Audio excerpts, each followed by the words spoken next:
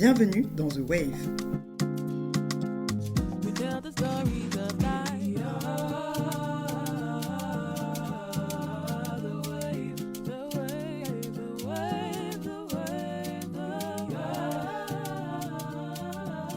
Pendant de nombreuses années, le continent africain a été récepteur de dessins animés et de bandes dessinées venus d'Amérique et d'Europe. Si ces productions ont servi de divertissement aux plus jeunes, elles n'ont participé ni à leur construction identitaire, ni à leur éducation artistique. En effet, les enfants qui restent les plus gros consommateurs de films d'animation et de bandes dessinées en tout genre ne peuvent que difficilement s'identifier à des scénarios qui se sont très souvent éloignés de leur réalité quotidienne sur le continent. En 2005 et 2010, Marguerite Aboué, scénariste et écrivain originaire de Côte d'Ivoire, publie une série de bandes dessinées chez Gallimard dans la collection Bayou. La série intitulée Aya de Yopougon en français et Aya of Yop City en anglais est illustrée par Clément Oubrerie. L'histoire se déroule à la fin des années 1970 à Yopougon, quartier populaire d'Abidjan, où on y rencontre 3 jeunes femmes de 19 ans, Aya et ses 2 amies, Adjoa et Bintou. Le premier volume de cette série remporte en 2006 le prix du premier album au Festival d'Angoulême avant d'être adapté en long métrage en 2013. L'engouement autour de ce dessin animé a été si fort qu'il a encouragé la production d'autres dessins animés avec des histoires typiquement africaines. Ainsi, en 2017, le Cameroun s'illustre avec son premier long métrage d'animation 100% camerounais, Minga et la cuillère cassée, réalisé par Clay Edou, inspiré du conte La cuillère cassée et tiré des contes du Cameroun, un livre enseigné dans les établissements scolaires du pays. L'Afrique n'est pas le seul continent en demande d'histoire locale pour ses enfants. Le monde découvre également de nouvelles inspirations pour l'industrie internationale du divertissement. Ainsi, l'ouvrage Young Adults de la Nigérienne Tomi Adeyemi, Children of Blood and Bone, devenu un succès d'édition aux États-Unis, est en cours d'adaptation cinématographique par Disney. L'histoire porte sur Zélie Adebola, une héroïne qui doit se battre pour ramener la magie dans son royaume, celui des Orishas. L'inspiration vient de la mythologie Yoruba. Les contes et les traditions venues d'Afrique offrent une alternative aux films inspirés de la mythologie celte, comme le film Marvel Thor, du monde britannique, comme la saga Harry Potter. Par ailleurs, il se dit que Spider-Man aurait été inspiré par le conte ghanéen Akan de l'araignée Anansi. Cette araignée si intelligente et rusée qu'elle fut récompensée par le dieu Niamey. Ce récit africain a sans aucun doute un avenir glorieux dans l'industrie du divertissement. Le but n'est pas de produire uniquement pour l'Afrique, mais pour le monde et de faire appel aux partenaires internationaux qui souhaitent reprendre les droits d'auteur de nos conteurs et scénaristes ou qui désirent se lancer dans la coproduction aux côtés des studios locaux pour créer du contenu à destination des enfants et des adolescents. Aujourd'hui, nous recevons 4 invités d'exception pour nous parler de la narration africaine et de son rôle dans l'industrie du divertissement pour la jeunesse. We are the way, we reaching out to the skies, Africa rising, burning like on the stars. We are the way, we tell the stories of life. We tell the stories of life.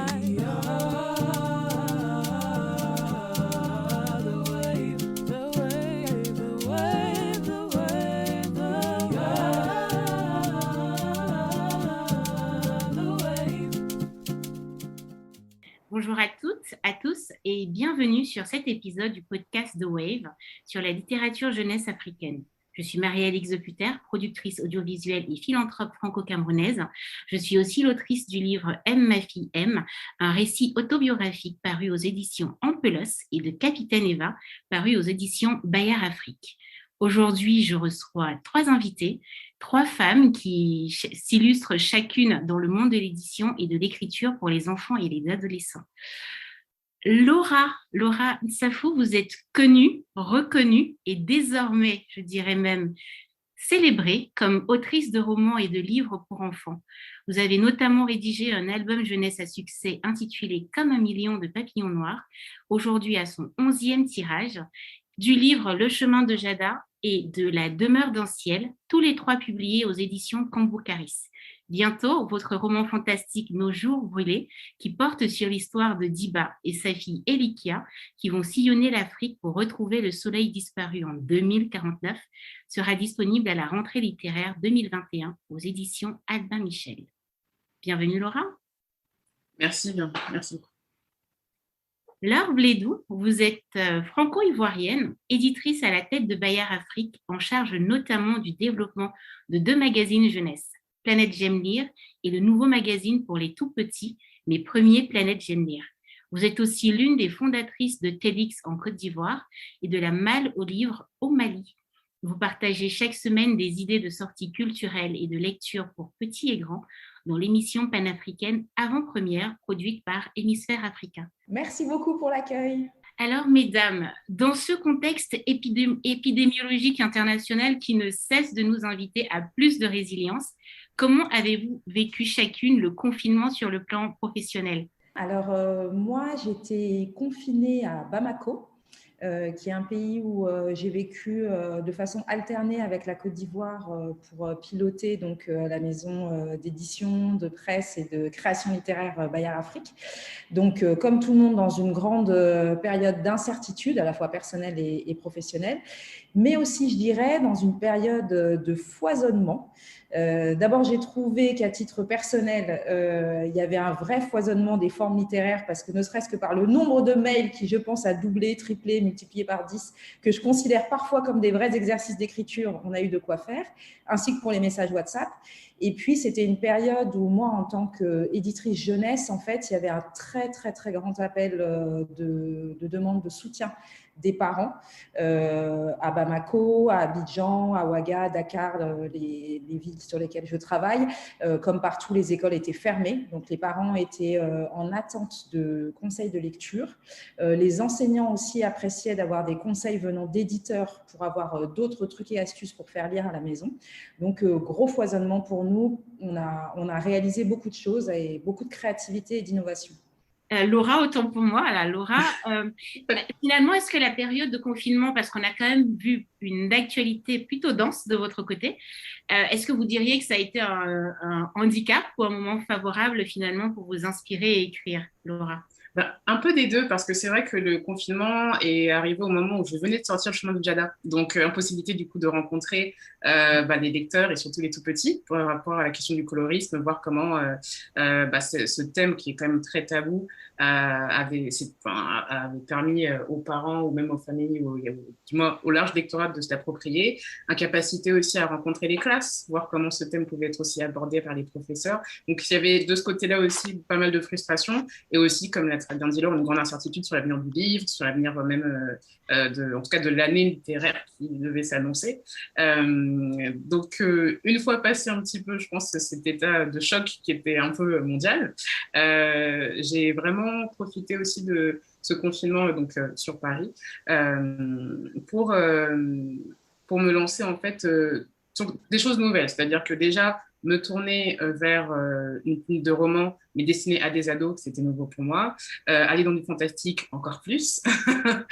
Donc c'était, et puis surtout aussi de proposer ça sur un format web qui ne soit pas soumis du coup tout de suite à regard d'un éditeur, etc. Donc c'était aussi retrouver une relation un peu plus directe avec un lectorat chaque semaine par des feuilletons. Et ça, c'est quelque chose que je n'avais pas fait depuis le lycée.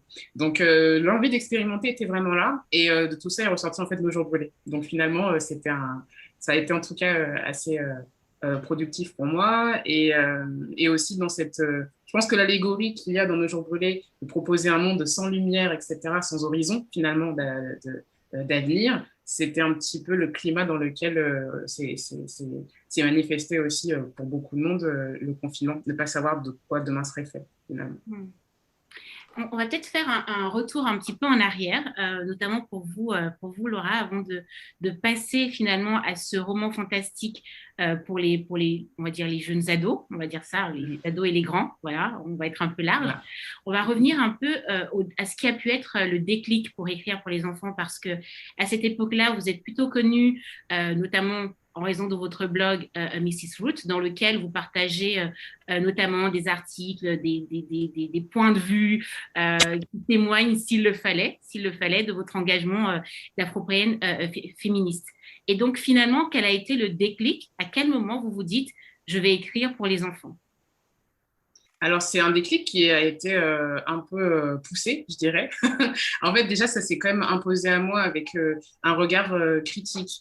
C'est-à-dire que le fait de parler en fait à des parents qui n'arrivaient pas à trouver des livres pour enfants mettant en avant des héroïnes ou des héros noirs dans un contexte occidental, c'était une réalité en fait littéraire à l'époque. Et c'est vrai que Messy Rhodes aussi, c'était l'occasion de montrer la diversité de littérature afro qui existait et les manquements en termes d'accès, en termes de visibilité de ce type d'imaginaire-là. Donc, je suis vraiment arrivée à ces questions-là par un angle un peu critique de lectrice, finalement, sur ce que moi-même je n'avais pas eu étant enfant, sur ce que les autres autour de moi n'avaient pas. Et c'est à l'issue de ces articles et de ces interviews en fait, de parents que j'ai rencontré ma première lectrice qui m'a demandé si je me sentais capable en fait, de faire moi-même un livre pour enfants.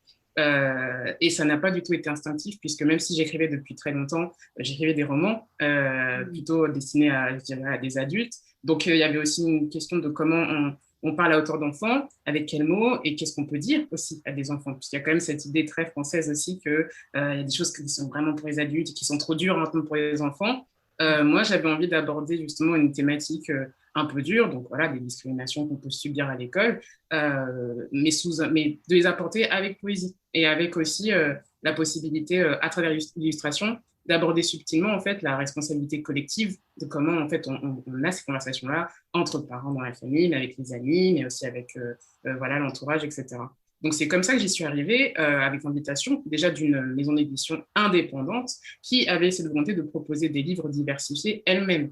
Ce qui est un risque pour beaucoup de maisons d'édition, enfin qui est identifié comme étant un risque pour beaucoup de grandes maisons d'édition. Là où beaucoup de maisons d'édition jeunesse indépendantes ont innové en proposant ça. Je pense notamment à maisons d'édition Talent Haut ou Manteau. En tout cas, voilà, des petites structures qui ont plus facilement eu envie d'aller dans la brèche, de proposer une littérature réellement diversifiée, même sur d'autres thèmes comme le handicap ou autres. Mmh. Voilà.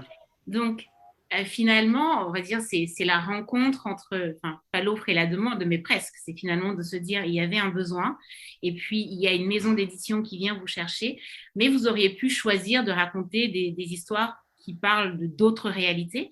Donc, en un mot, comment décririez-vous votre motivation première en tant qu'autrice jeunesse qui diffuse des histoires d'inspiration africaine? En un mot. En un mot donc, un adjectif qui qualifierait mon envie, enfin, cette envie-là, c'est ça? C'est ça. J'ai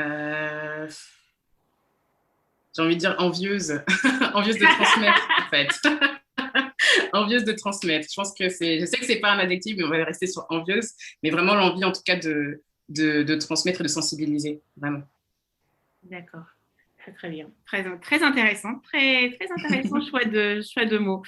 Alors, on a une autre question qui se pose souvent, c'est que quand on écrit, il y a finalement très peu de personnes qui savent concrètement comment ça se fait finalement le parcours entre j'ai une idée, je vais commencer à écrire et puis comment ça se passe jusqu'à la publication du livre.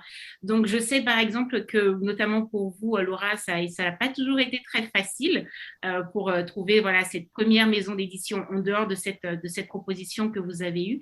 Est-ce que vous voulez bien nous raconter pour les auditrices et les auditeurs racontez-nous un peu comment a été votre parcours pour une première édition. Alors, en fait, ma toute première édition, c'était dans le cadre d'un roman, du coup.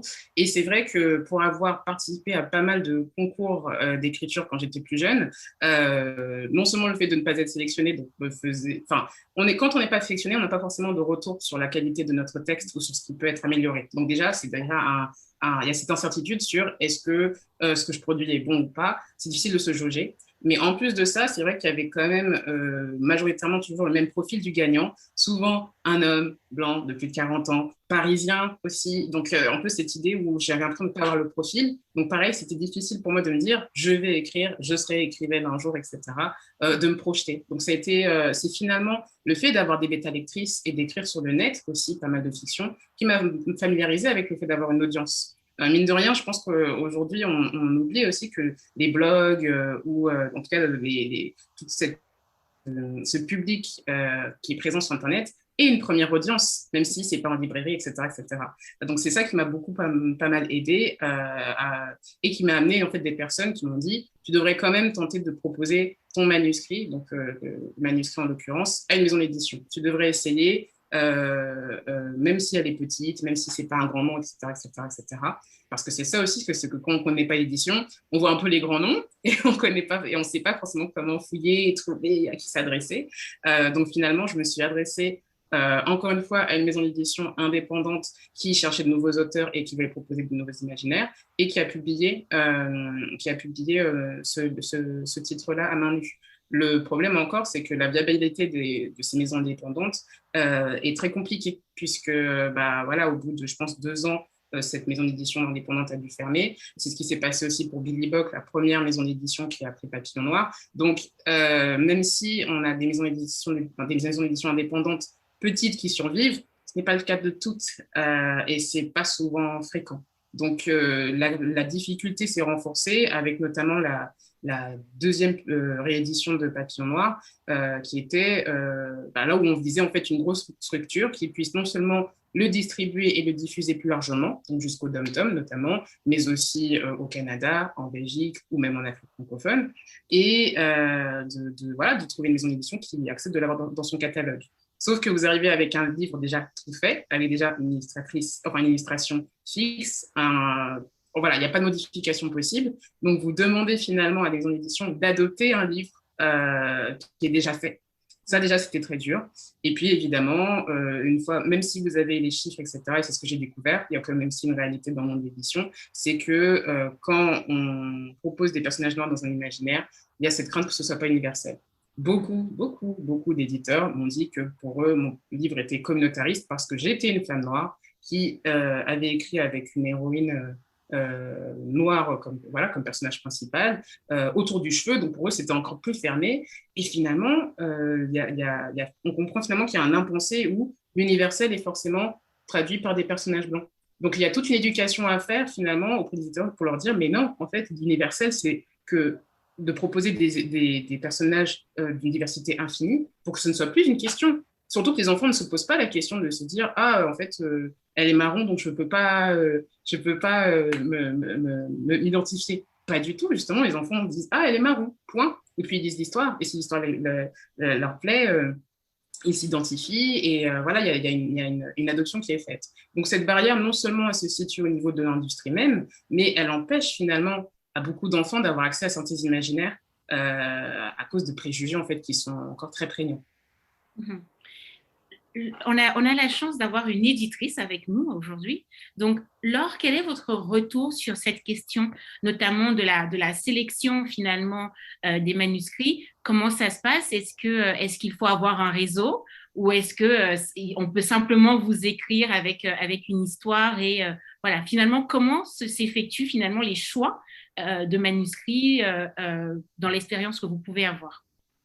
Alors, je voudrais commencer en disant que j'étais très touchée parce que Laura nous a partagé sur cette, je pense, un peu éternel questionnement de légitimité de l'auteur, qui est parfois encore plus prégnant chez les auteurs afro ou alors africains ici pour nous en Côte d'Ivoire. Donc, il n'y a pas besoin de réseau normalement pour être publié. Il faut pouvoir envoyer un manuscrit et ça devrait être possible pour tout le monde de le faire. Maintenant, on sait que c'est plus compliqué, notamment dans les grandes maisons d'édition, très souvent installées à Paris, etc. etc. Moi, je vais parler de cette réalité que je vis au quotidien ici en Côte d'Ivoire et en Afrique de l'Ouest et centrale.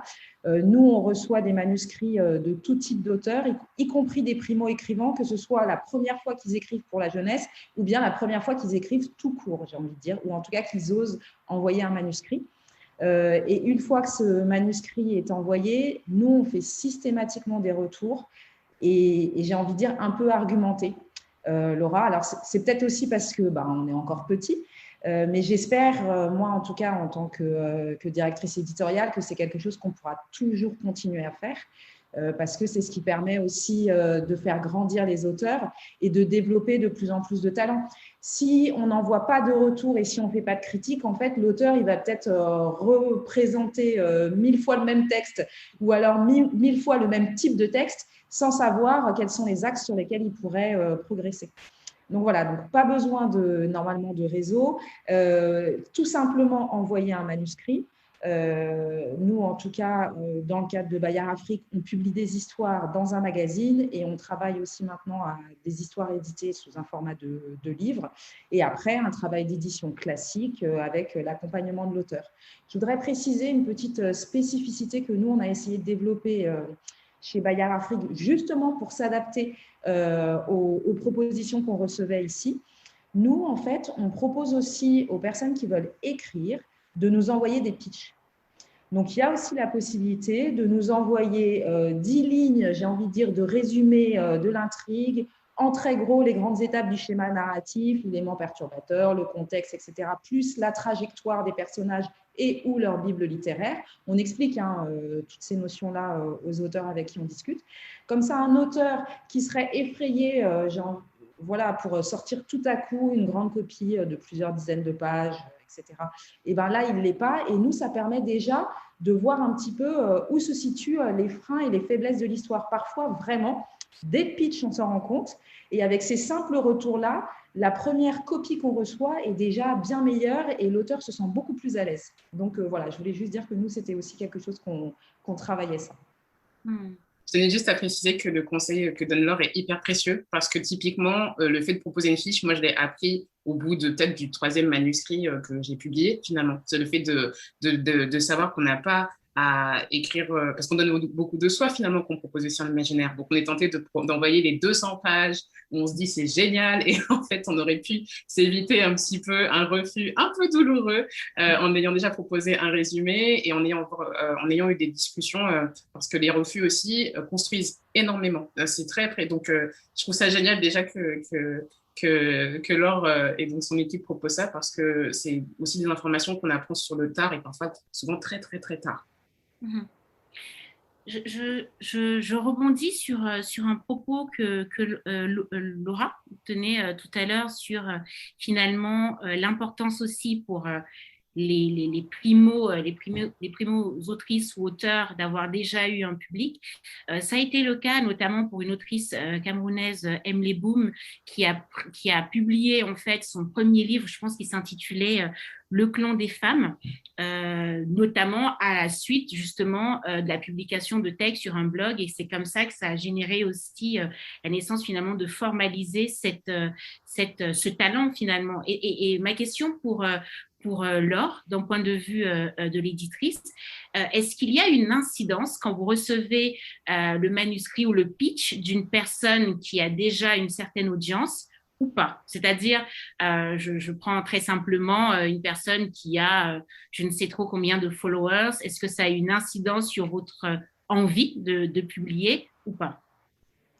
Alors, il n'y a pas d'incidence sur l'envie de publier. Moi, je pense qu'il y a parfois une incidence sur peut-être la confiance en soi que cette personne a, parce qu'elle sait qu'elle a déjà été lue, elle sait qu'elle a de l'intérêt, qu'il y a des gens qui réclament des suites d'histoire, etc. Donc, du coup, la personne peut avoir tout simplement plus confiance en elle et quelque part peut-être mieux proposer son idée au départ.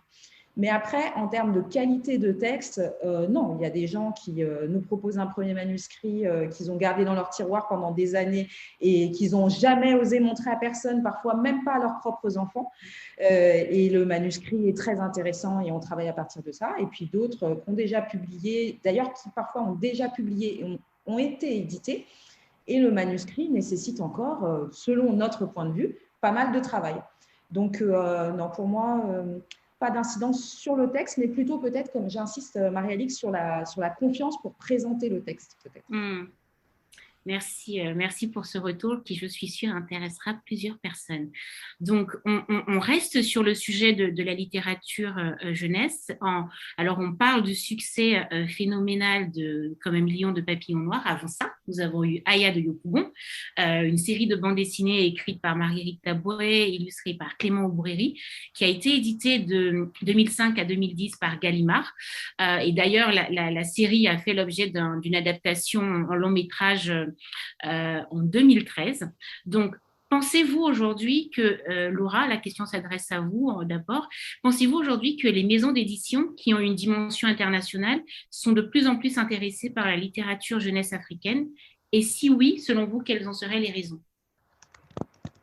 Alors, c'est compliqué pour moi de répondre à cette question parce que je crois qu'il y a pas mal de facteurs qui entrent en jeu dans le sens où moi, je suis une autrice afrodescendante française qui a publié en France. Donc, je pense que si ma réalité avait été de publier depuis, par exemple, les Antilles par un éditeur antillais local, j'aurais peut-être pas eu le même rayonnement, enfin le même accès en tout cas à une distribution plus large au Canada, etc., sur une dimension internationale. Ça joue beaucoup.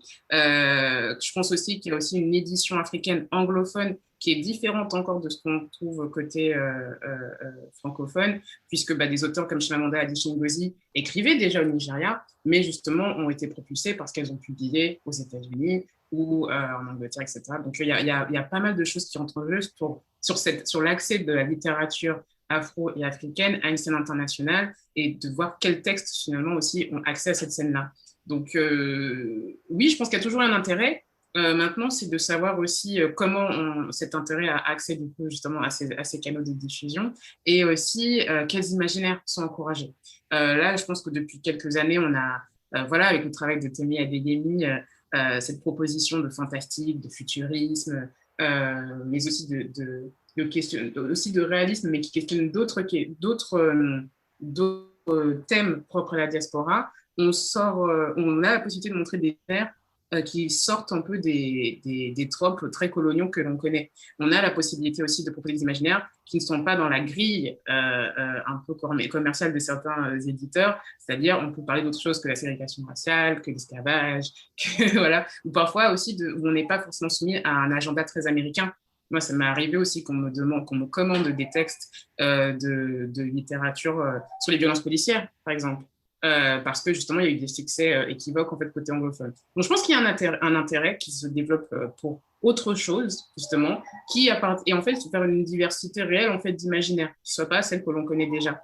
Maintenant, j'ai quand même l'impression, pour avoir discuté, rencontré pas mal d'éditeurs et d'éditrices, qui ne savent pas trop qu'est-ce que peut être cette autre chose, qu'ils sont un petit peu, qui tâtonnent un petit peu, qui ne savent pas trop ce qui est possible, alors que c'est ça qui, pour moi, en tant qu'auteur et excitant, c'est que tout est possible. Tout est possible. Si aujourd'hui j'ai la possibilité avec Albin Michel de proposer un imaginaire futuriste avec une majorité de personnages noirs, à un public ado, dans du fantastique et qui prend pas mal de religions et de croyances d'Afrique francophone, c'est bien qu'il y a une ouverture sur ce qu'on peut proposer avec des personnages noirs en littérature française et fantastique par exemple. Donc internationalement, je pense que d'un côté anglophone l'intérêt est déjà là. Mais du côté francophone, il faut encore un petit peu construire et il faut encore montrer qu'il y a plein de choses qui sont possibles.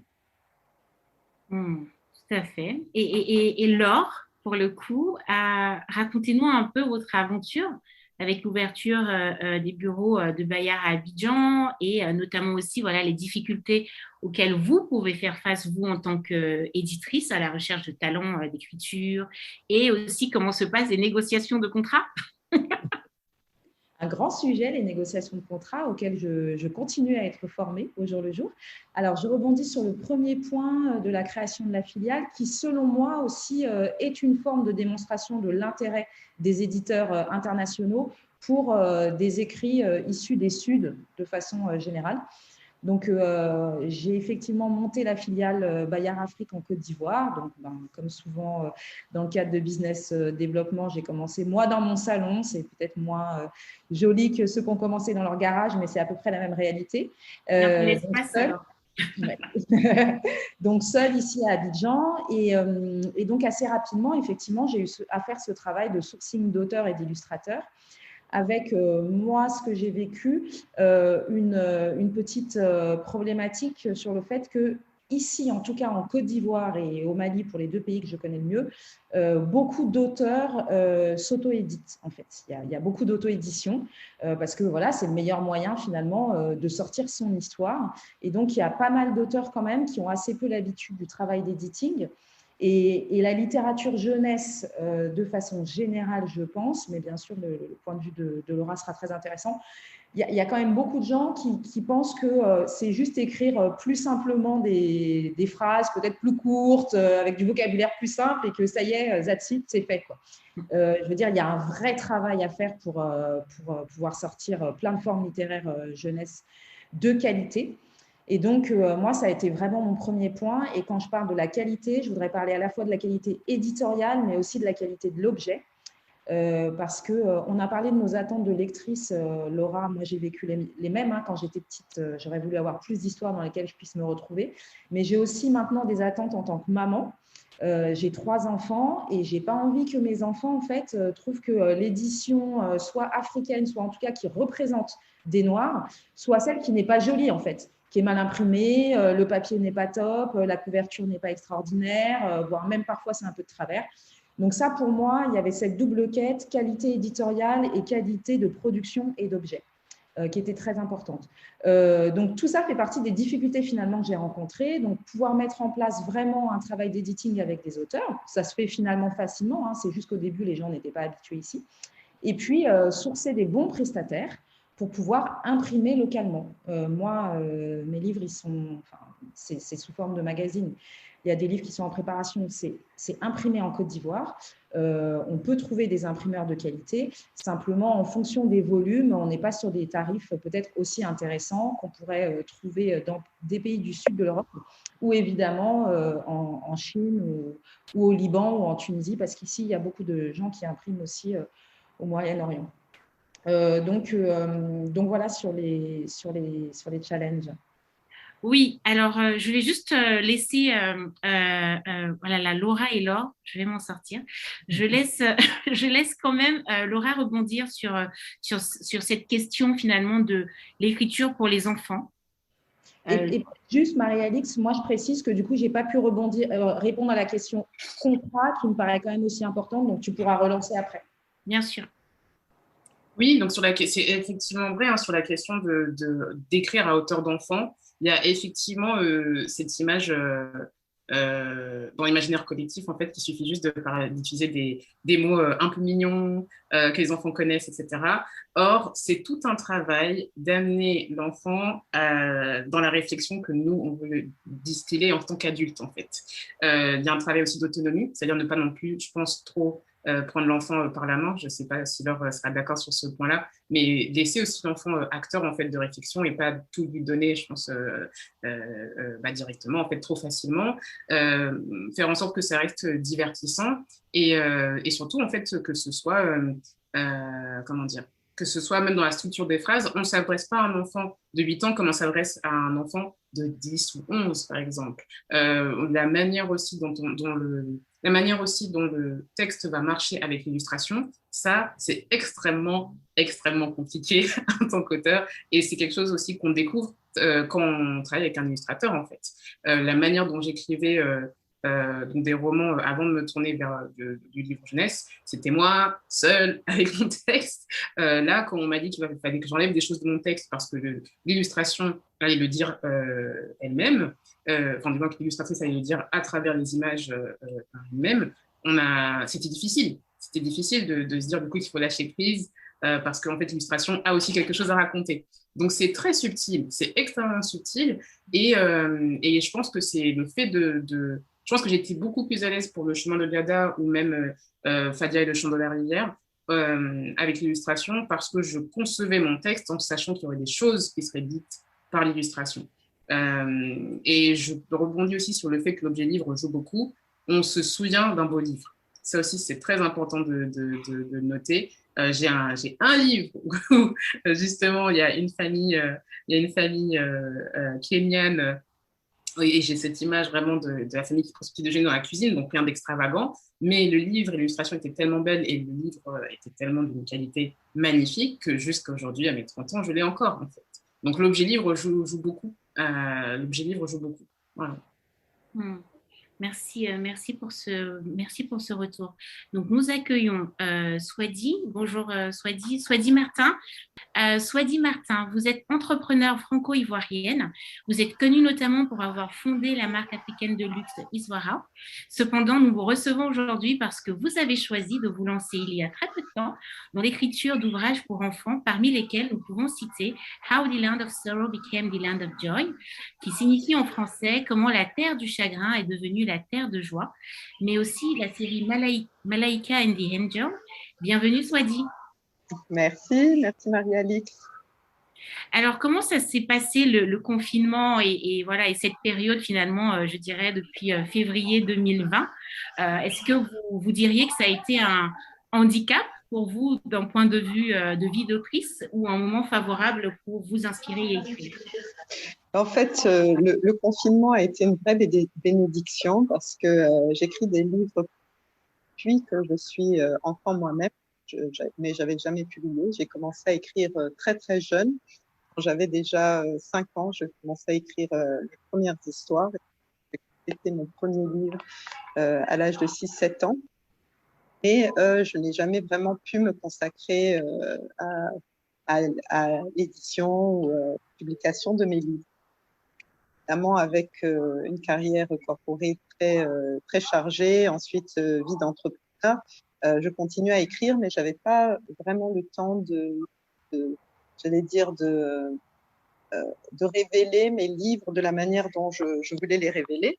Et puis, avec le confinement, j'ai fermé mon emploi pendant 7 mois, pendant du confinement, puisque notre clientèle étant essentiellement faite d'hôtels, de magasins, etc., tout le monde était enfermé. Donc, la clientèle avait complètement réduit. Donc, ça ne faisait pas de sens de continuer à opérer pendant ce temps. Et du coup, ça m'a permis de pouvoir vraiment me consacrer à terminer plusieurs ouvrages, écrire de nouveaux ouvrages et de me lancer dans l'édition de mes propres livres. Donc voilà, en un an, j'ai publié 10 livres. donc ça a été en fait, oui, depuis le mois de, disons, j'ai pris 2 mois un petit peu off, mais depuis le mois de mai l'année dernière, donc j'ai publié 10 livres. Wow. Donc c'est en auto-édition, c'est ça? C'est ça. Et puis maintenant, j'ai signé avec 3 maisons d'édition en Côte d'Ivoire. Les éditions Nimba ont acheté les droits de 2 de mes livres qui sont traduits, qui vont sortir cette année, traduits en français et adaptés au marché ivoirien. J'ai aussi vendu les droits de la série Malaïka à un éditeur lusophone. Et puis 3 autres livres, un éditeur arabe, voilà, publié dans les pays arabes. Donc voilà. C'est très intéressant. Tout ça grâce au confinement et en quelques mois. Donc j'allais dire, je suis vraiment, ça a été une période très fructueuse. Très intéressant. Alors tout à l'heure, on évoquait avec Laure finalement cette confiance aussi finalement que peut-être des personnes qui sont plus aguerries et qui ont déjà eu l'habitude finalement d'avoir une forme d'exposition pouvaient justement avoir et pouvaient justement développer pour faciliter, je dirais, la transition avec le milieu de l'édition. Mais finalement, en tout cas avec votre marque Iswara, donc d'ailleurs on parlait de beaux livres tout à l'heure, les packaging sont juste magnifiques de vos produits, il faut vraiment le dire et le signaler ici, sont exceptionnels. Finalement, comment est-ce que vous réussissez à, je vais dire, je ne sais pas si vous avez eu d'ailleurs ce moment un peu de, voilà, j'ai peut-être beaucoup de succès là-dedans, mais c'est l'expression en anglais qui me vient, je la cherche en français, c'est de syndrome, enfin, comment on appelle ça, de l'intrusion, enfin, En français? Comment? Le syndrome de l'imposture en français? De l'imposture, c'est ça, tout à fait. Est-ce que vous avez eu je vais reprendre ma question du coup. Donc, vous passez d'un statut finalement d'entrepreneur à succès avec une marque de thé au packaging magnifique. Est-ce qu'à un moment donné, finalement, même si vous aviez l'habitude d'écrire, vous avez dit, voilà, depuis vos 5-6 ans, donc depuis votre toute petite enfance, est-ce qu'à un moment donné, vous avez quand même ressenti ce syndrome de l'imposteur? Alors, moi, pas du tout. Le syndrome de l'imposteur, pour moi, c'est une question d'ego.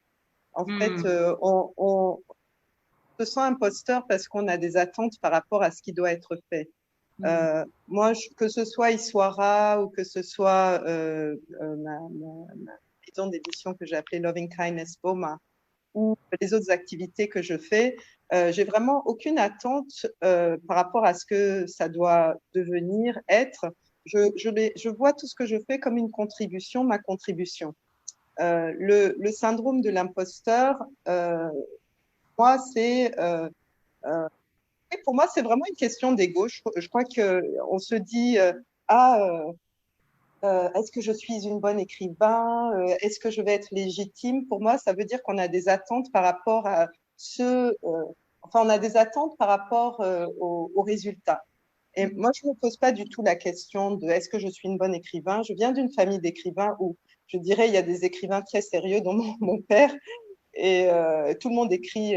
J'ai des grands écrivains dans ma famille qui ont reçu des prix, etc. Donc, je vois bien que, j'allais dire, je ne suis pas du tout de ce niveau, je vais dire, mais ça m'est égal, en fait, parce que je ne suis pas là pour me comparer à d'autres personnes, à ma famille. Je trouve que chacun vient avec un don particulier, chacun vient pour partager quelque chose d'unique.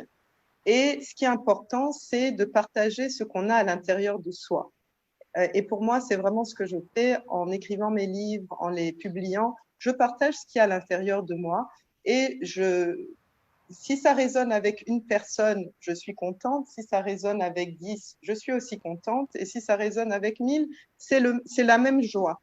J'ai pas, mon contentement et ma joie n'est pas du tout en lien avec combien de livres j'ai vendus ou mes livres sont vendus. Ma joie, vient de partager quelque chose qui vient de moi. Et peut-être même que ça ne touche personne, c'est même pas grave parce que finalement, la joie pour moi est dans la création. Et c'est pour ça que j'ai aussi fait le choix d'abord d'être auto-éditrice parce que je voulais vraiment, pour moi c'est important que je partage complètement mon imaginaire de la même manière que j'ai créé Iswara.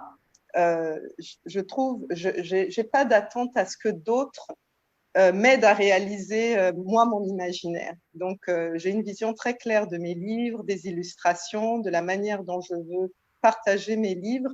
Et c'est vrai que par exemple, j'ai même jamais contacté aucune maison d'édition. Ça m'est même jamais venu à l'esprit.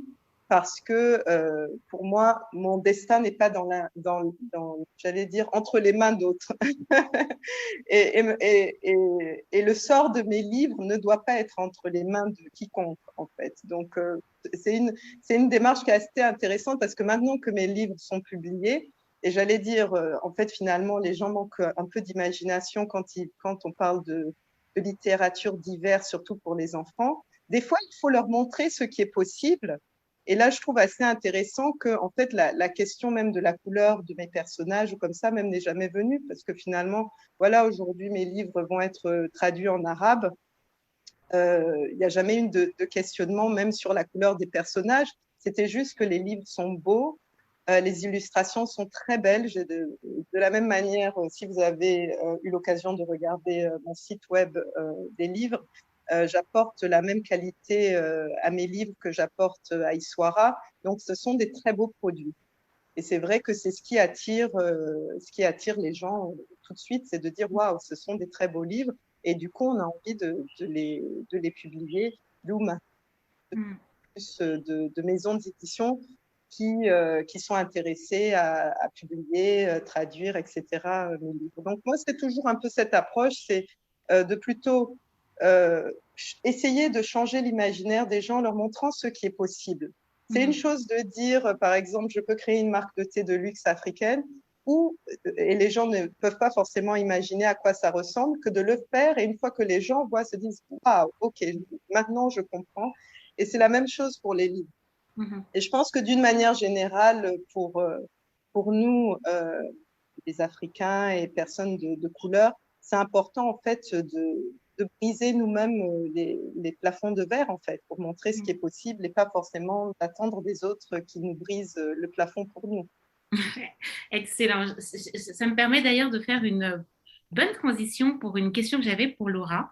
On a parlé de destin et finalement, vous, dans votre parcours d'autrice, vous avez donc voilà commencé par, je dirais, des blogs, vous avez écrit pour les enfants, et là, vous avez un ouvrage jeunesse qui va paraître chez Albin Michel et qui s'intitule Nos jours brûlés. Quelles sont les sociétés africaines dont vous avez repris les légendes et les mythes pour parvenir à écrire Cette histoire qui parle donc d'une jeune fille issue d'un royaume imaginaire d'Afrique qui doit retrouver le soleil, rien que ça. Très bonne question. Alors en fait, je me suis inspirée finalement de figures emblématiques qui reviennent très souvent dans beaucoup de croyances et de religions en fait de la diaspora. C'est-à-dire que par exemple, si je prends ne serait-ce que le serpent, on le retrouve dans la culture Congo avec le dieu Bunzi qui est celui de la pluie et donc de la fécondité. On va le retrouver aussi dans la religion afro-brésilienne à travers la candomblé avec l'agoro qui est le serpent arc-en-ciel. On va le retrouver dans le mythe fondateur du peuple Béti au Cameroun. Donc, il y a des figures comme ça qui reviennent énormément dans la diaspora à travers des rites, à travers... alors, je me méfie toujours du mot mythe, mais en tout cas, à travers pas mal de spiritualité, dont je me suis inspirée pour créer des personnages. C'était pareil pour la déesse de l'eau. La déesse de l'eau, ça va être Mami Wata en Afrique centrale, ça va être Yemanja ou Oshun du côté plus du Nigeria et du Ghana ou du Bénin. Ça va être Chikambisi en fait à Pointe-Noire au Congo. Donc je prenais souvent des figures emblématiques pour créer des personnages et aussi pour proposer un tour d'horizon en fait de toutes ces influences-là qui ont donné quand même lieu parfois à des rites que l'on retrouve aujourd'hui, même à des kilomètres, au Brésil.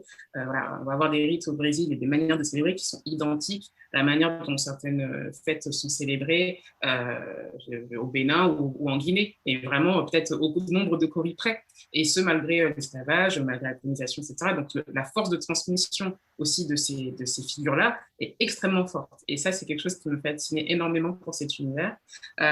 Et aussi, donc, je me suis pas mal inspirée des légendes qu'on peut trouver aussi du côté caribéen, puisque même si on est bien d'accord que dans les imaginaires caribéens, il y a pas mal de choses, évidemment, qui viennent d'Afrique centrale ou surtout d'Afrique de l'Ouest, mais elles ont été nourries aussi par des influences indiennes, elles ont été nourries aussi par des influences d'Amérique latine, etc. Donc c'est très fourni, et pourtant on trouve parfois exactement les mêmes emblèmes, les mêmes types de personnages qui reviennent. Donc c'est un petit peu le travail qui a été fait pour créer en tout cas j'ai envie de dire un imaginaire qui fait un peu le tour d'horizon de ce qu'on peut voir sur le continent et plus largement dans la diaspora. Donc là, finalement, vous nous faites voyager, vous nous emmenez dans les Caraïbes, vous nous emmenez au Brésil, vous nous emmenez sur le continent, on va un petit peu partout. Et donc, finalement, vos histoires, Laura, elles parlent, que ce soit Comme un million de papillons noirs, donc publié, je le rappelle, aux éditions Camboucaris, ou Nos jours brûlés, qui sortira chez Albert Michel. Toutes ces histoires sont finalement universelles, n'est-ce pas? Oui, totalement. Et je pense aussi que c'est un peu la force en fait de proposer différents projets en fait diversifiés pour une littérature jeunesse. Moi, je parle jamais en fait d'une littérature d'inclusion. Je parle souvent d'une littérature qui soit finalement réellement représentative en fait de son lectorat. Qui viennent vraiment montrer ce que c'est en fait une littérature universelle. C'est une littérature où on ne se pose pas la question de savoir en fait si le personnage qu'on lit est asiatique ou a un handicap physique ou autre en fait, où la question ne se pose pas. Mais pour arriver à cet état de fait, il faut construire justement ces imaginaires, il faut réussir à les proposer, et il ne faut pas finalement qu'on reste un peu dans cette impensée très occidentale où le petit Nicolas, c'est un personnage. C'est un petit garçon blanc, donc forcément il est universel. Non, en fait, il faudrait qu'on ait plein de différents personnages pour ne plus se poser la question au final, et pour que vraiment chaque enfant puisse être représenté au final. Donc aujourd'hui, on a la petite Adé. Je ne sais pas si dans l'imaginaire collectif, dans quelques années, on imaginera que Adé soit autrement que noire avec des cheveux afro, parce que c'est aussi ça, installer des personnages dans l'imaginaire collectif. Voilà, c'est le travail peut-être qui a été fait avec le petit Nicolas parce qu'il manquait à cette époque-là de visibilité sur les œuvres qui étaient écrites, parce que d'ailleurs, il y a un travail qui a été fait là-dessus pour montrer que de tout temps, on a écrit. C'était simplement, je pense, une question d'accessibilité et de diffusion. Mais finalement, pourquoi? Parce que là, on parle d'un sujet qui nous semble être évident, mais finalement, pourquoi y a-t-il toujours une absence de diversité et de visibilité des autrices ou des auteurs noirs ou d'origine africaine, selon vous, Laura? Et ensuite, ce serait intéressant d'entendre aussi Swadi sur cette question. Alors pour moi, dans le contexte français, il y a vraiment deux raisons qui contribuent en fait à cette absence et surtout à cette invisibilisation d'imaginaires et d'auteurs et donc d'autrices, etc. D'une part, on souffre d'une traduction, d'une surtraduction presque d'œuvres en fait afro-américaines. Donc souvent, quand en tant qu'autrice noire française, on va me dire oui, mais il y a déjà, ça existe déjà en fait. Ben, en fait, c'est parce que c'est la traduction d'un livre en fait afro-américain. Et dans l'autre sens, il y a aussi quand même une grille de lecture qui est très cadrée, c'est-à-dire que je me souviens en fait avoir déjà envoyé des textes où on me disait que c'était pas assez exotique en fait. Mais pourquoi proposer un personnage noir doit forcément être sous-entendu d'exotisme, de lointain, etc. Bah parce qu'en fait, c'est aussi une lecture très française d'avoir une perception des cases où, en fait, proposer un personnage noir, ça doit aller là, dans ce contexte-là. Ça doit aller ou ça doit évoquer l'histoire. Donc forcément, fond de guerre, quelque part, on ne sait pas trop. Et puis c'est ça aussi, c'est que il n'y a pas forcément une rigueur qui est attendue dans la manière de proposer des imaginaires. Il n'y a pas toujours cette rigueur-là de savoir, oui, ça se passe en Afrique, mais où, dans quel pays, et quelle est la culture en fait locale. Voilà, il n'y a pas toujours cette curiosité-là qui permettent finalement même de proposer, en fait, même en tant qu'afro-descendant, des imaginaires qui se passent en fait sur le continent. Donc voilà, pour moi, c'est vraiment un marché, en tout cas français, qui va pouvoir plus facilement aller voir des auteurs anglophones que ceux qui sont sur le sol, sur son propre sol, ou même dans la diaspora, en tout cas francophone. Et aussi le fait d'être un peu prisonnier de pas mal de tropes, de pas mal de constructions, en fait, issues d'une littérature coloniale. Parce que, mine de rien, la manière dont les personnages noirs sont arrivés en littérature française historiquement, c'est à travers des journaux de voyage. C'est à travers donc une littérature où on parle des Noirs par rapport à un lointain, etc., ou à destination de divertissement d'un public en fait blanc occidental. Donc aujourd'hui, nous, on arrive en 2021, on va déconstruire tout ça. On va montrer que non, mais en fait, on peut raconter des histoires où c'est juste une histoire d'amour, en fait. Et il se trouve que, il y a un personnage noir et ça se passe très bien. Donc il y a voilà, je pense aussi que c'est cette invisibilité est maintenue par rapport à ces habitudes, en fait, et à ces préjugés qui sont un peu tenaces chez les éditeurs. Ça aussi, c'est important de préciser, parce que le lectorat est déjà là. Le lectorat a envie de voir ces autres imaginaires. Il y a que ce soit des professeurs, que ce soit d'autres familles. Il n'y a pas que les afro-descendants, en fait, qui veulent voir ce type d'imaginaire. Tout le monde, en fait, a envie de lire de nouvelles choses et de choses innovantes. Donc, ces crispations-là font qu'à notre échelle, des auteurs, en tout cas afro en France, on doit trouver le bon éditeur ou la bonne éditrice, en fait, qui va être capable de nous accompagner et de ne pas considérer que nos imaginaires, c'est une prise de risque, même si on s'entend qu'il y a toujours voilà, ça reste un commerce, ça reste un marché, mais ouais, c'est ça qui est compliqué. Soit dit, selon vous, pourquoi y a-t-il toujours une absence de diversité et de visibilité des autrices et des auteurs noirs? Je pense qu'en fait, le vrai challenge, c'est de développer en fait le marché du livre dans des zones où il y a une majorité de population noire. Et c'est pour ça que, par exemple, des initiatives comme celle de Laure chez Bayard, Côte d'Ivoire, pour moi, ce genre d'initiative, il faudra plus, parce que c'est seulement en développant un marché local en Afrique et trouver des nouveaux modèles, parce qu'aujourd'hui, le livre est cher, nos populations sont pauvres.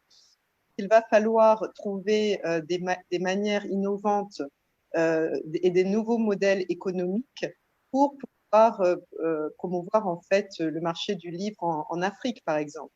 Et le marché j'allais dire, on ne verra jamais, il n'y aura jamais suffisamment j'allais dire, de place pour des auteurs et des autrices noires dans des zones où la majorité de la population n'est pas noire.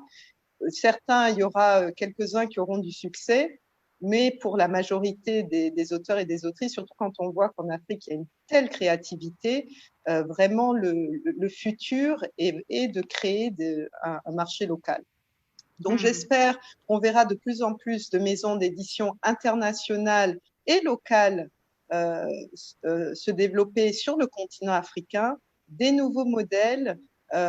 Aussi, nos populations ont besoin de lire. Nos enfants sur le continent et même les adultes ont besoin de lire. Donc, moi, je suis très optimiste par rapport aux initiatives comme celle de Laure. Et Pierre, j'étais même à la des émissions Nimba aussi qui viennent de Elitis, je crois, en France.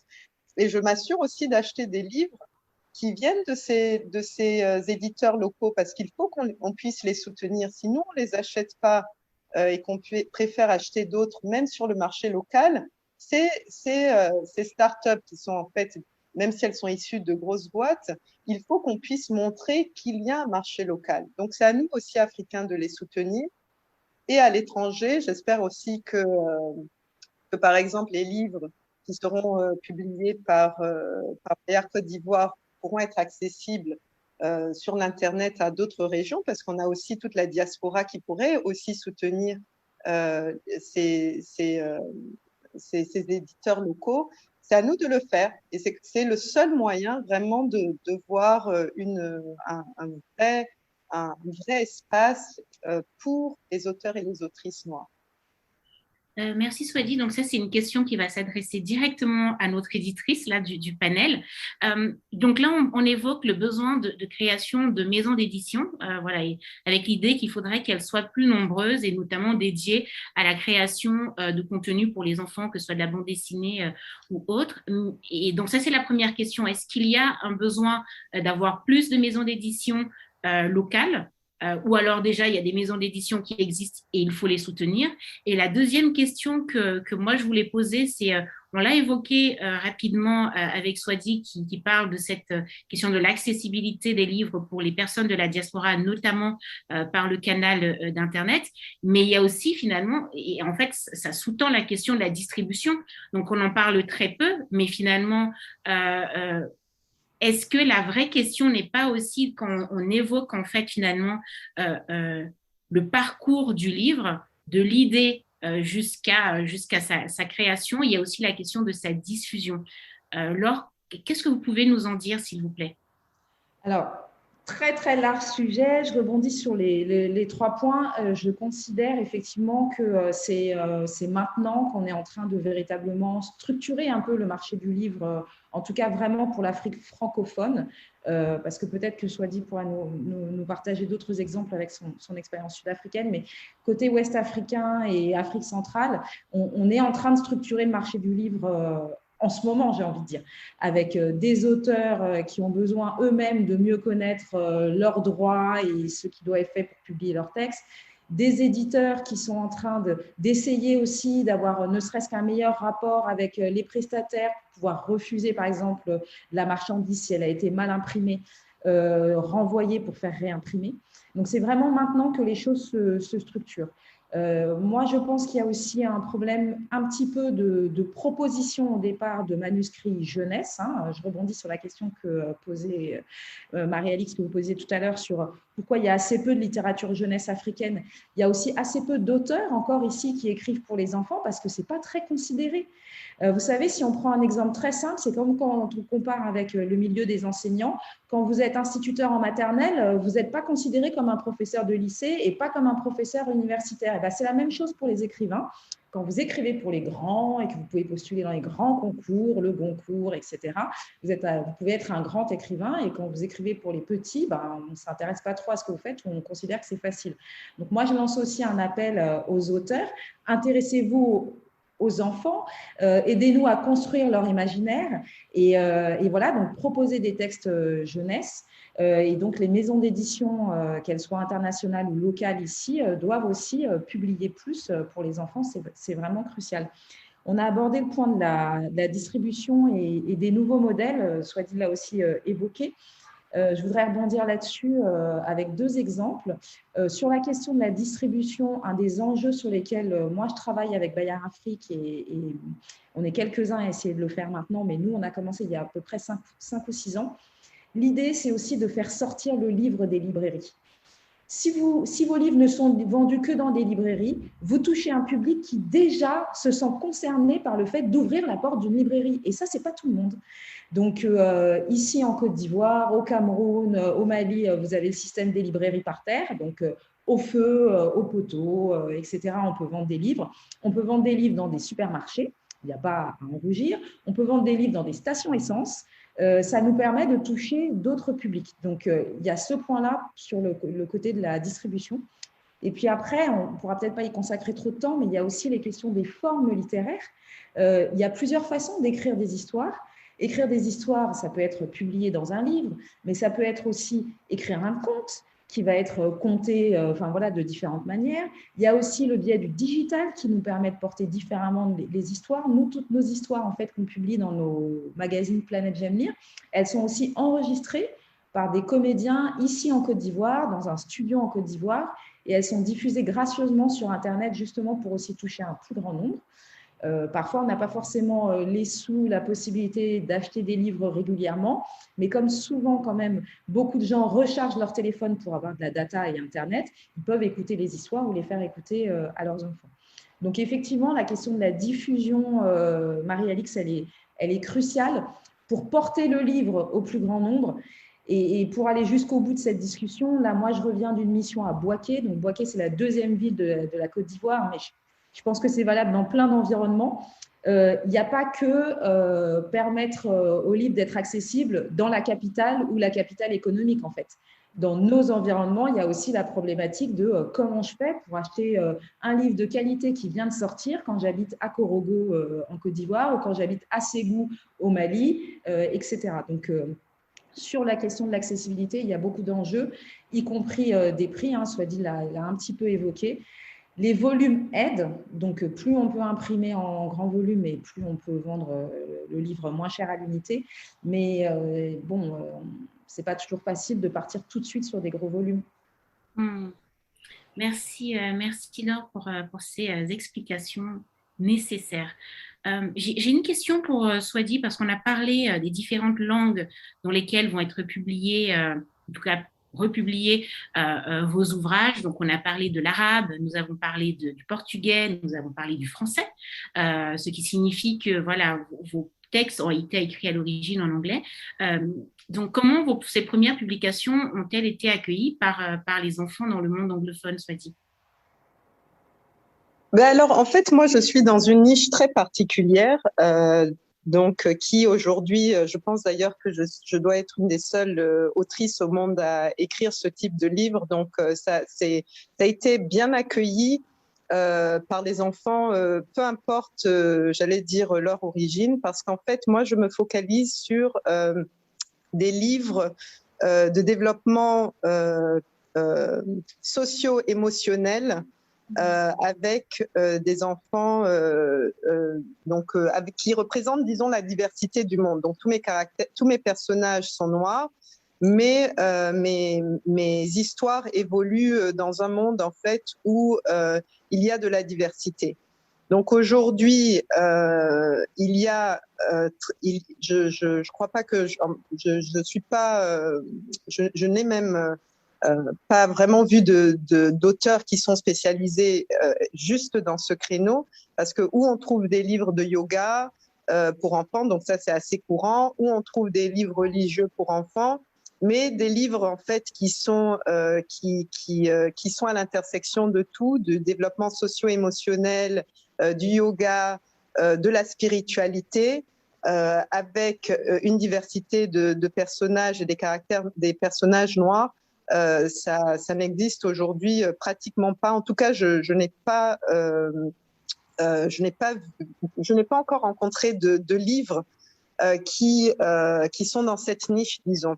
Donc, en fait, ça parle beaucoup, j'allais dire, aux parents, parce qu'il y a quand même il y a beaucoup de parents aujourd'hui qui veulent essayer de faire passer des valeurs à leurs enfants sans que ce soit d'une connotation religieuse particulière, ni particulièrement ésotérique. Donc, voilà. Donc, du coup, en fait, mes livres sont vraiment très, très bien reçus.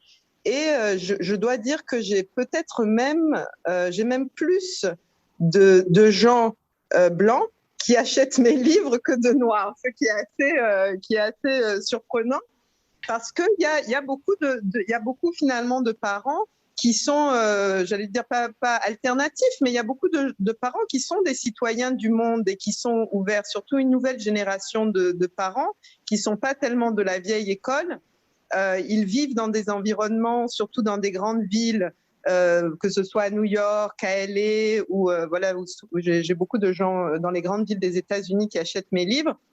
C'est vrai que c'est des environnements très cosmopolites. Donc mes livres parlent à cette génération de parents cosmopolites qui sont intéressés par la conscience, tout ce qui est consciousness, mindfulness, yoga, spiritualité, valeurs humaines. Et donc, du coup, ça touche un large public. Donc, vraiment, j'allais dire, j'étais vraiment très... j'allais dire, j'écris et puis après, on voit, c'est un peu ces livres, ils ont leur propre vie en fait.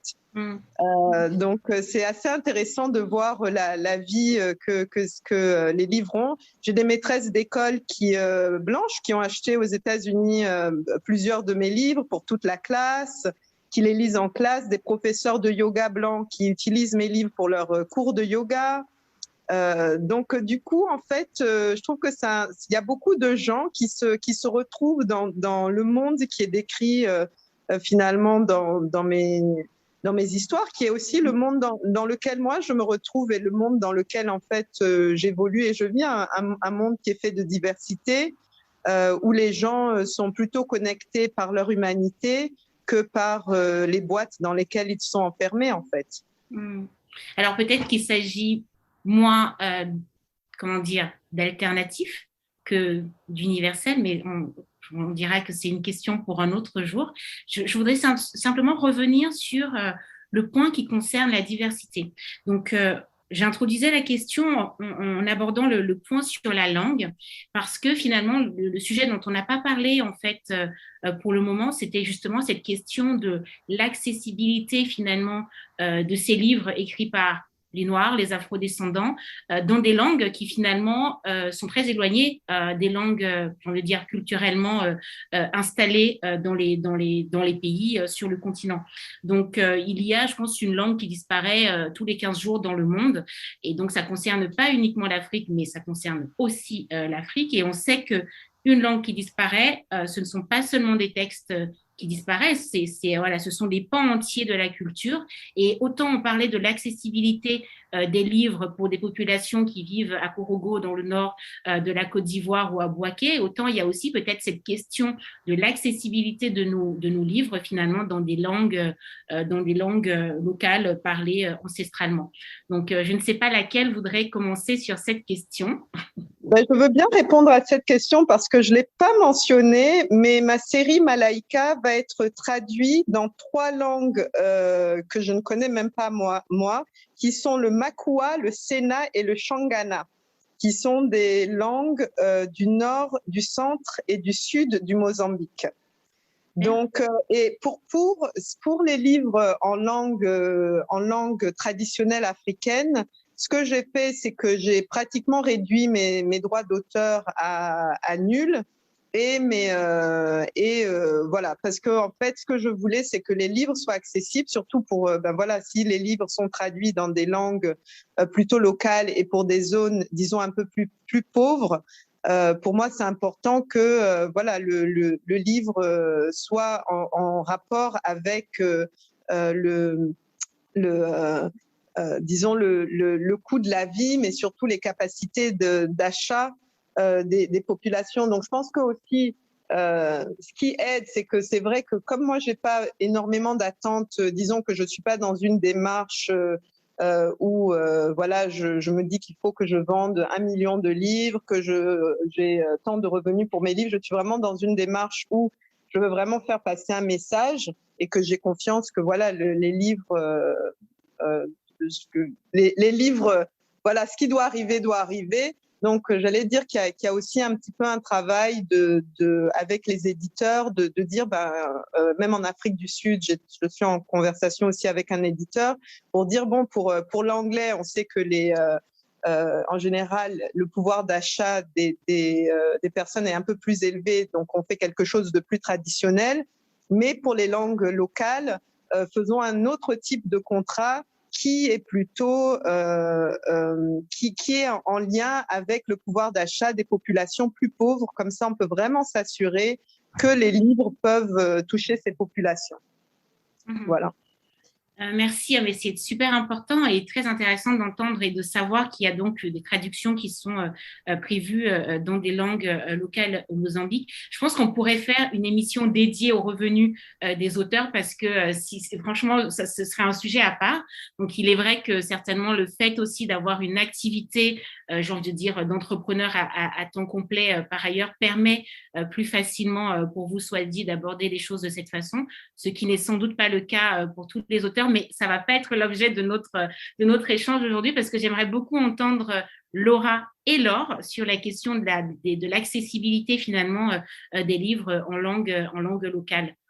Alors moi, en fait, là encore, je me resitue dans un contexte étant française et donc bénéficiant aussi d'un rapport de force, c'est-à-dire qu'il y a quand même un sujet sur le fait que beaucoup de livres français sont accessibles en Afrique francophone, parfois au détriment de la production locale. Donc, je ne sais pas du coup si ma place est vraiment de m'assurer, certes que ce soit accessible sur le continent, oui, mais la question de la langue, pour moi, elle passera déjà par des auteurs et des autrices qui sont locaux et qui ont cette pratique de la langue et qui ont des contes ou même une diversité de formes à proposer. Je n'écrirai jamais, même ne serait-ce qu'un livre, par exemple, en créole, sous prétexte que je suis d'origine martiniquaise par ma mère, ou en Vili. On va dire jamais, hein. En fait, ça serait un petit jamais. Voilà, ne jamais dire jamais, mais bon, ce serait un petit peu, voilà, ce serait en tout cas, ce serait pas aussi littéraire. J'avais pas une maîtrise aussi littéraire de ça, de la même manière que je me verrais pas en fait écrire en Vili pour publier en fait au Congo. Donc moi, ce qui m'intéresse, c'est dans ce sens-là, c'est d'être plus allié en fait des auteurs en fait locaux sur les productions qui sont faites en langue. Et effectivement, il y a un enjeu sur la disparition. Et comme il a été dit, il y a un enjeu aussi sur le soutien des maisons d'édition locales, en fait, qui sont aussi en fait, des acteurs qui peuvent aider en fait, à la conservation de ces langues en fait, et de ces transmissions-là pour en fait, qu'elles soient pérennes. Maintenant, c'est clair que dans les créations, dans les imaginaires que je conçois, je fais toujours en sorte de distiller un petit peu par-ci par-là des langues de personnages voilà, qui sont originaires d'Afrique francophone. Et il y a un vrai sujet aussi sur les codes du lectorat. C'est-à-dire que j'ai souvent des bras de fer en fait, avec des éditeurs, des éditrices sur le fait de ne pas vouloir mettre de notes de bas de page à chaque fois, en fait. Parce que qu'est-ce que ça veut dire? Il y a des choses où, dans l'intonation, on peut comprendre que c'est une insulte. Par exemple, en lingala, dans le contexte, par exemple, des choses comme ça. Et puis, j'aime bien aussi me dire qu'il faut aussi compter sur un lecteur un peu curieux, parfois, qui veut aller chercher lui-même qu'est-ce que ça veut dire et autres. Donc, pour moi, aujourd'hui, il y a certes un enjeu, en fait, littéraire, en fait, à faire pérenniser en fait les langues en fait de nos cultures, mais encore plus en fait en soutenant ceux qui font déjà ce travail-là en fait sur place. Donc on va parler d'un extrait d'un livre que j'aime beaucoup, qui est un de mes livres préférés d'ailleurs. C'est un extrait qui dit: la maman d'Adé entra doucement, avec ses mains rassurantes. Elle caressa les cheveux crépus et parfumés d'Adé. Elles se regardaient toutes les deux dans le miroir. Alors, Adé, tes cheveux ne sont-ils pas gros comme leur nid, noirs comme leurs ailes, doux comme le feuillage qui les abrite? Regarde, ils forment de petits tourbillons ce soir, comme l'envol d'un million de papillons noirs. Ce livre, je me rappelle qu'on l'a acheté au Salon du Livre. D'ailleurs, vous aviez rencontré ma fille Rachel à cette occasion, qui vous avait fait un superbe compliment. On en avait discuté sur d'autres canaux. Et je dois vous dire, j'ai hésité vraiment longtemps à vous le dire, mais ce livre a vraiment changé complètement le rapport qu'elle peut avoir avec ses cheveux. C'est le premier livre, vraiment, le premier livre qu'elle a choisi d'amener à son école. Parce qu'il faut savoir que, vraiment, et elle a fait une photo, elle était toute fière de le tenir, elle a fait une lecture. Ça a été vraiment pour elle un livre qui a vraiment profondément changé son rapport avec son cheveu. Mais quand je le dis, c'est vraiment profondément. Aujourd'hui, elle aime ses cheveux, elle en prend soin, et à chaque fois, il y a des références à oui, comme un million de papillons noirs. Et la question que je voulais vous poser, Laura, c'est se lasse-t-on de recevoir des témoignages comme celui-ci? Jamais. Parce que ce sont justement ces témoignages qui encouragent en fait sur le fait que les enfants, tous les enfants, en fait, ont besoin d'un livre qui va leur parler, en fait. Quelle que soit en fait leur situation, quelles que soient les difficultés qu'ils traversent. Non seulement ils ont besoin d'être accompagnés, ils ont besoin de se voir. Et ça, je crois que c'est toujours quelque chose qu'il ne faudra jamais cesser de répéter, de répéter, répéter. Tous les enfants ont besoin de se voir. Et quelle que soit la forme, hein, je pense aussi que je voulais rebondir aussi sur ça, que ce soit dans un livre, une bande dessinée, un jeu vidéo, un film, etc. Les enfants ont besoin de se voir pour se construire, en fait, et pour changer le regard à soi, qui est une construction pour devenir adulte et qui se fait dès les premières années, en fait, de l'existence. Donc, je ne me laisse pas d'avoir non seulement des retours aussi des enfants, mais aussi des parents. Et je crois que c'est ce qui m'a beaucoup marqué, en fait, en tant qu'auteur aussi, sur la manière dont je conçois aussi mes livres, c'est que j'ai envie qu'ils servent comme support de discussion. Le nombre de parents qui m'ont dit que ce papier noir leur a permis justement d'aborder parfois le harcèlement scolaire que leur enfant a vécu, ou des parents qui ont acheté les livres en attendant que la conversation arrive sur malheureusement les premières moqueries sur la couleur de peau ou même sur les cheveux que leurs enfants peuvent rencontrer à l'école, ou les retours que je pouvais avoir de professeurs aussi. Du coup, qui n'étaient pas forcément afro-descendants, mais qui avaient enfin un support qui représentait une partie de la classe. Enfin, voilà, c'est toutes ces choses-là me montrent qu'il y a à quel point, en fait, la littérature, entre autres supports culturels, jeunesse est essentielle pour la construction des enfants.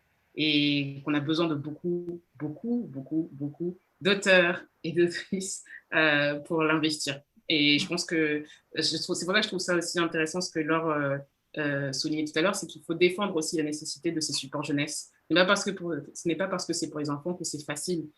C'est d'autant plus important d'être rigoureux dans ce type de travaux.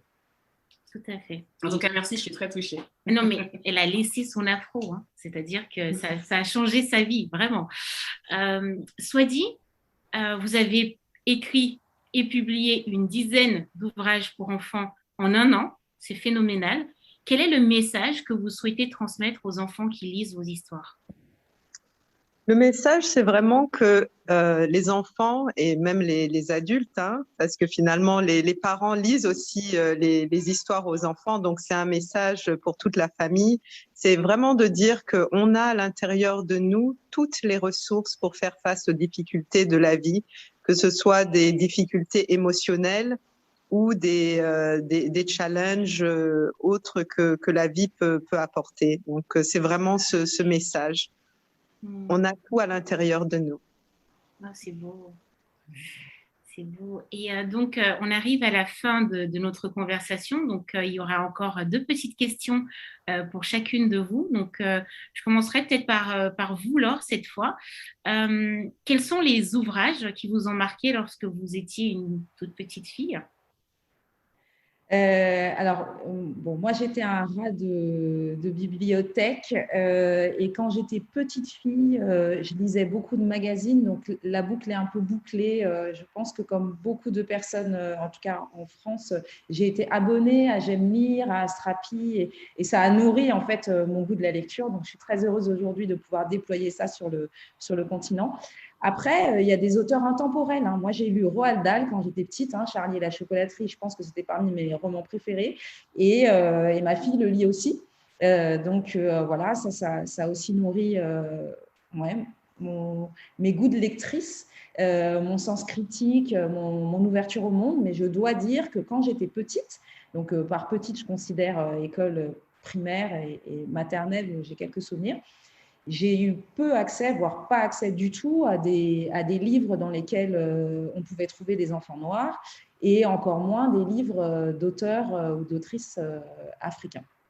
Donc, pour moi, ça a été un vrai manque et aujourd'hui, je suis contente de contribuer un tout petit peu à essayer de changer ça pour tous les auteurs du monde. Je voudrais dire quelque chose aussi par rapport à ce qu'a dit Laura tout à l'heure. Elle a dit, voilà, moi je me dis que sur certains sujets, c'est bien que ce soit des auteurs africains qui investissent, par exemple la question des langues, etc. En fait, je trouve que ce qui est magique dans la littérature, c'est qu'on ne sait pas ce que ça peut susciter chez l'autre, chez le lecteur. Et moi, je suis une maman qui a aussi acheté comme 1 million de papillons noirs. En l'occurrence, je l'ai acheté à Clichy à l'époque, lors d'un salon aussi, donc très grande utilité des salons dans la construction en fait, de la chaîne du livre et l'accessibilité au livre. Et il y a un vrai sujet sur le continent, peut-être que Swadi pourra rebondir, sur la question de est-ce que porter une afro, c'est être coiffé ou pas. Moi, ma fille a déjà eu une réflexion ici à l'école à Abidjan, parce qu'un matin, elle est venue avec une afro et on lui a dit qu'elle n'était pas coiffée. Et on est en Côte d'Ivoire, donc voilà. Et il y a une vraie question aussi sur voilà, l'acceptation de soi, l'estime de soi. Et ça, je pense que tous les auteurs du monde peuvent contribuer en fait, à développer l'estime de soi chez les enfants. Donc, ne nous disons pas que voilà, parce qu'on est de telle origine, on peut s'adresser ou on peut adresser des thématiques spécifiques qui vont toucher que des gens concernés par cette origine-là, parce qu'en fait, c'est ça qui est magique, c'est qu'on ne sait pas ce que ça peut déclencher chez l'autre. Ah non, moi, ce que je relevais, c'est que pour moi, c'était surtout les auteurs africains qui peuvent proposer en fait des imaginaires dans la langue en fait de là où ils sont en fait, c'est ça. C'est-à-dire en fait, que la traduction en langue de tout type d'écrit, elle apporte énormément en fait. C'était ça aussi que je voulais un peu souligner. Quoi. Les bénéfices, l'impact, on peut tellement pas l'imaginer que peut-être que ce serait tout aussi intéressant de traduire un auteur suédois, par exemple, en Bambara, parce que dans sa quête, lui, d'écriture, il va aborder des questions qui, en fait, vont faire écho chez les gens qui habitent à Bamako. Voilà. Merci Laure. Laura, quels sont les ouvrages qui vous ont marqué lorsque vous étiez petite fille? Moi, je me souviendrai toujours. Alors, c'est triste parce que j'oublie à chaque fois le nom de l'auteur, mais le livre, c'était Il était une fois un éléphant. Oh. Et un très beau livre donc, d'un auteur américain, je crois, si je me souviens bien. Bref, donc celui dont je parlais, justement, qui se passe au Kenya et qui m'a marqué par l'illustration, justement, d'une famille noire qui prend juste son petit déjeuner et qui ressemblait finalement à une scène que je pouvais voir chez moi. Chose qui ne m'était pas donnée par rapport à l'offre littéraire dans les années 90 à laquelle j'avais accès à l'école et un livre que j'ai jusqu'à aujourd'hui. Donc ça m'a énormément marqué. Après, comme le disait Laure, il y a aussi des auteurs qui nous forgent, peu importe, par leur universalité, par leurs propos universels. Et moi, je sais que Tom Tom et Nana, ça a été... Tom Tom et Nana, ça a été vraiment fondateur. Et je pense aussi que ça a été fondateur parce que c'était de la bande dessinée et la bande dessinée, comme beaucoup de livres jeunesse, souffre encore, je trouve, un peu de ce regard un peu biaisé sur le fait que ce ne serait pas de la vraie littérature, etc. Alors que non, c'est une vraie belle porte à la littérature qu'on ne devrait pas négliger comme beaucoup. Voilà. Je pense aussi qu'on parle beaucoup de diversité en termes d'histoire et d'imaginaire, mais en termes de format, c'est tout aussi important parce que c'est ça aussi qui donne accès à la lecture pour beaucoup, en fait, d'enfants. Tout le monde n'est pas forcément à l'aise avec un roman, comme tout le monde n'est pas forcément à l'aise en allant en librairie. Enfin voilà, ne limitons pas les portes d'accès justement à la littérature. Merci Laura. Swadi? Alors, j'allais dire, j'étais très privilégiée parce que je suis de père américain, de mère moitié française, guinéenne et ivoirienne, et de très grands lecteurs. Donc, notre maison est remplie de livres. Et vraiment, et mes parents achetaient tous les livres africains pour enfants qu'il y avait aussi. Donc, j'ai eu beaucoup de chance de pouvoir vraiment lire les livres africains qu'il y avait. Et vraiment, mon histoire préférée, c'était la belle histoire de Luck le lièvre de Abdoulaye Sadji et Léopold Sédar Senghor. Et ça, c'est une de mes histoires préférées. Je suis passionnée par le conte africain depuis enfant. Il y avait aussi une émission à la radio en Côte d'Ivoire tous les soirs qui était les contes et légendes de chez nous. Et c'était vraiment une tradition à la maison de tous de se mettre ensemble et d'écouter cette émission. Et c'est vrai qu'aujourd'hui, là, cette année, comme j'ai passé du temps en Côte d'Ivoire, j'en ai profité pour faire une formation à l'INSAC, une formation au compte africain. C'est pas facile. Et là, je suis vraiment en train de m'essayer à pouvoir justement écrire quelque chose ou des histoires dans la tradition du conte africain et de pouvoir aussi les redire. Donc, le conte africain, là, hier encore, j'ai acheté 3 livres de contes africains. Donc, je trouve que il y a aussi quelque chose qui pourrait être fait de toutes ces histoires fantastiques, mais qui ne sont pas illustrées, de pouvoir reprendre encore là que le lièvre, il y a des très belles illustrations, c'est très, très drôle, mais il y a aussi beaucoup de contes exceptionnels. Les contes africains, d'une manière générale, sont exceptionnels. Et je trouve qu'il y aurait tout un travail de pouvoir les illustrer avec de belles illustrations. Ça, c'est le point qu'on n'a pas abordé, mais je voudrais le noter parce que, justement, donc je disais, il y a 2 jours, j'étais à la librairie avec ma nièce et je voyais que les livres qui l'attiraient, c'était des livres, finalement, des livres qui venaient européens parce que les illustrations sont beaucoup plus belles. Le contenu, il y a du bon contenu dans des livres de chez nous, mais souvent, la qualité des illustrations n'y est pas. Donc, finalement, on a fait un compromis. Elle a pris Kirikou et un J'aime lire, parce que j'ai insisté qu'il fallait soutenir justement la production locale. Mais c'est vrai qu'il y a vraiment, au-delà d'avoir des écrivains et des écrivaines, on a beaucoup de contenu. C'est comment est-ce qu'on illustre ces livres. Pour moi, c'est vraiment ce point de la belle illustration pour que finalement les enfants voient les livres et en fait les choisissent avant tout parce que finalement c'est très visuel pour les enfants. Et deuxièmement, je veux réinsister sur ce point de développer des modèles innovants pour que les livres soient accessibles. On a presque 1 milliard d'Africains, presque 60% qui sont des jeunes. Il y a un vrai marché. Donc, comment est-ce que on crée, je vais utiliser un mot anglais, mais on disrupt, je ne sais pas comment est-ce qu'on dit comment est-ce qu'on disrupt finalement l'industrie du livre et peut-être que de nouveaux modèles vont venir d'Afrique et je pense que c'est à ça aussi qu'il faut qu'on réfléchisse, à trouver des nouveaux modèles innovants pour pouvoir diffuser les livres en Afrique et pour pouvoir finalement servir le continent le plus jeune. Et on sait que ça va être le continent le plus jeune. Donc, de toute façon, pour la littérature enfantine, les marchés hors d'Afrique vont devenir de plus en plus petits, avec beaucoup d'auteurs et de plus en plus petits. Donc, ce marché va devenir de plus en plus difficile pour les auteurs, j'allais dire noirs, en fait. Donc, finalement, il faudrait vraiment qu'on s'attelle à développer le marché du futur de la littérature pour enfants qui est en Afrique. Et ça, c'est l'entrepreneur qui parle. Donc là, mesdames, je sais qu'après cette conversation, il faut lancer un projet, il faut faire quelque chose là pour rendre ça possible parce que vraiment, c'est vrai que qu'on sait qu'on a 60% de la population sur le continent aujourd'hui qui a moins de 25 ans, c'est sûr que la littérature jeunesse, elle est plutôt l'avenir, la littérature jeunesse est plutôt de ce côté-là. Donc, on va terminer juste en un mot. Si chacune peut donner une recommandation d'autres auteurs ou autrices que ici représentées ou d'autres maisons, je ne sais pas pour Bayard si c'est possible ou pas, ou alors chez Bayard, qu'est-ce qu'on doit absolument lire, voilà, pour que les personnes qui vont nous écouter puissent aussi avoir d'autres recommandations de lecture tout simplement. Donc on va commencer par vous, Swadi. Alors, je vais prêcher un peu pour ma propre paroisse, mais c'est vrai que vous pouvez découvrir mes livres sur lovingkindnessboma.com ou sur swadi.com, et puis ça vous redirigera sur mon site web.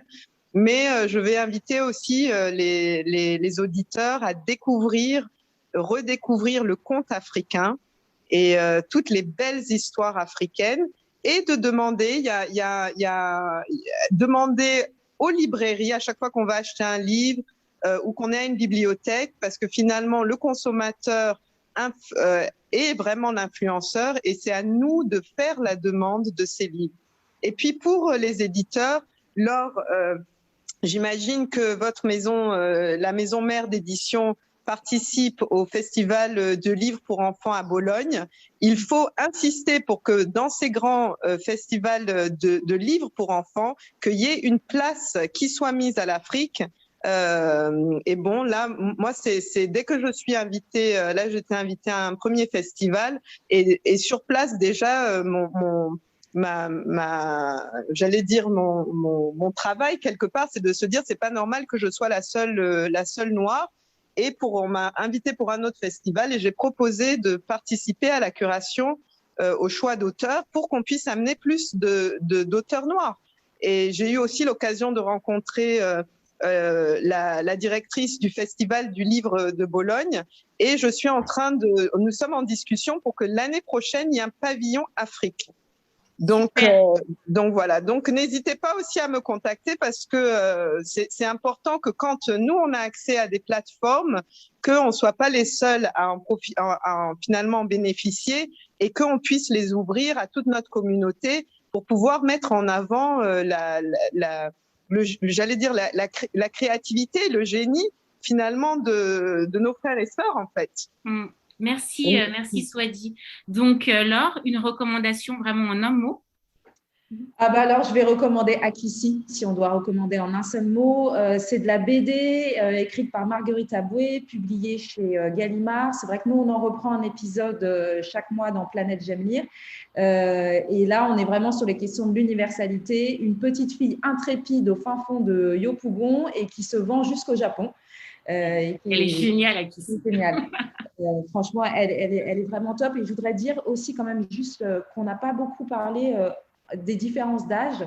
La littérature jeunesse est très vaste. Il y a les tout petits et il y a aussi les adolescents. Pour les tout petits, il y a une auteure ivoirienne que j'aime beaucoup qui s'appelle Véronique Tadjo, qui a écrit un livre pour enfants qui s'appelle « Si j'étais roi, si j'étais reine », qui est un très chouette livre à lire aux plus petits. Et puis pour les ados, là j'aurais tendance à recommander un auteur sud-africain qui a écrit L'une est noire, l'autre blanche. Moi j'avais beaucoup aimé ce livre quand j'étais au collège et c'est pas facile de faire lire nos ados, donc ne les oublions pas. Merci. Et donc on va terminer par Laura. Alors pour moi, ce serait Mulatako parce qu'il faut soutenir les auteurs auto-édités. C'est important aussi. Beaucoup créent de leur côté. Donc Mulatako est une BD d'une artiste camerounaise et guadeloupéenne qui produit au Cameroun aussi, donc au soutien local, et qui produit aussi en France, et qui fait en sorte vraiment que ces bandes dessinées afrofuturistes soient autant disponibles au Cameroun qu'en France. Donc, il y a tout un travail quand même colossal pour une artiste auto-éditée, et c'est le travail de Reine Diboussi. Voilà. Merci infiniment d'avoir été avec nous. Merci pour votre participation active à cette conversation. J'espère que les auditrices et les auditeurs auront pris autant de plaisir que moi à vous écouter. À bientôt. À bientôt, merci. Merci beaucoup. Nous espérons que vous avez apprécié cet épisode de The Wave. Pour en savoir plus, rendez-vous sur notre page Instagram. We are the wave, reaching out to the skies, Africa rising.